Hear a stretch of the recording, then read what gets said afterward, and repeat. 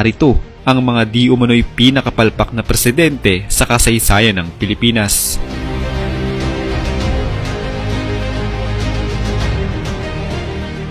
Noong 1992, inaprubahan ni Cory Aquino ang 67% ng stocks ng Philippine Airlines sa isang investment group na pinangungunahan mismo ng kanyang mga kamag-anak na Juanco at Tanhuaco.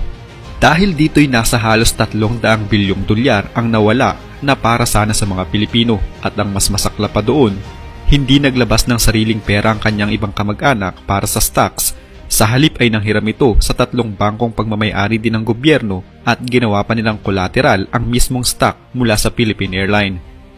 Nangyari din sa administrasyong Cory Aquino nang mawala ang government-owned company na Meralco. Pagmamay-ari ito ng Lopez family, subalit noong nalulugi ang Meralco ay ipinagkatiwala ito kay Pangulong Marcos at ipinamahagi niya sa murang halaga ang kuryente.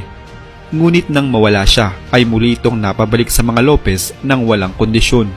Dahil ibinalik ni Corazon Aquino, kaya ngayon nagdurusa ang mga Pilipino sa mahal na bayarin sa kuryente. Sa unang buwan ng panunungkulan ni Cory Aquino, ibinenta niya ang halos 38 companies mula sa assets ng mga Marcos at Romualdez na nagkakahalaga ng bilyong piso sa kanyang mismong brother-in-law na si Ricardo Lopa, at ibinenta niya lamang ito sa halagang 10 milyong piso lamang.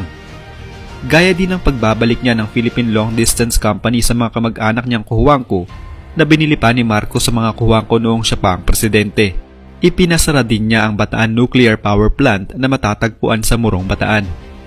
Nasayang lang tuloy ang 2.3 bilyong dolyar na magbibigay sana ng 623 megawatts na kuryente sa buong Luzon.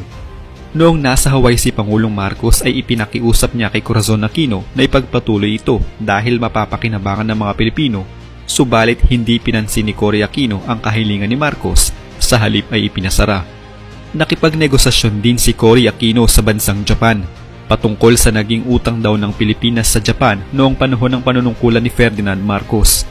Pumayag ang administrasyong Aquino na babayaran ng Pilipinas ang utang gamit ang Japanese yen, ang currency ng Japan, imbes na US dollar na una nang naaprubahan ni Ferdinand Marcos. Dahil dito'y nadagdagan ng halos $5 billion ang utang ng Pilipinas sa bansang Japan. Ang pangako ni Cory na ang mga lupain sa Hacienda Luisita ay ibabahagi niya sa mga magsasaka ay hindi natuloy na nagresulta pa ng karahasan. Dahil din sa panunungkulan ni Corazon Aquino, nagdurusa ang mga Pilipino dahil sa 10% value-added tax na sinimulan niya noong January 1, 1988. At noong January 1, 2006, ginawa naman itong 12% VAT ni Ralph Recto.